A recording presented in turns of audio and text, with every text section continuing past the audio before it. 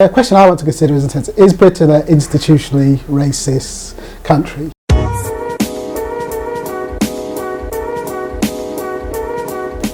So some commentators have been saying that Britain is a multicultural country, one of the best places to live in the world.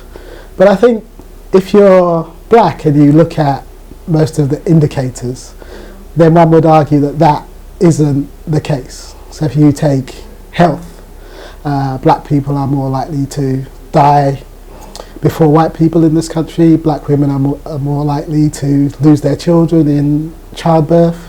You look at the criminal justice system, black people are overrepresented in the criminal justice system. You look at education, black people are overrepresented in the negative statistics and underrepresented in the positive statistics.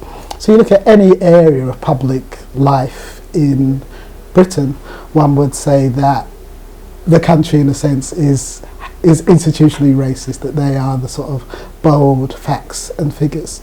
Oftentimes I think this gets placed in the idea of individuals, that there are a few rotten apples, and if you get rid of those rotten apples, that then the system will be fine.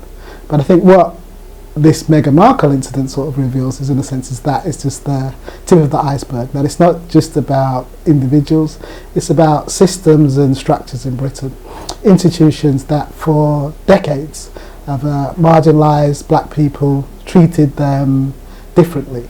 And so my argument is, in the sense that if the system is systematically racist, then one can't just look at individuals, one has to think about systematic and structural change that is going to empower black communities so that their full citizenship rights are valued and acknowledged.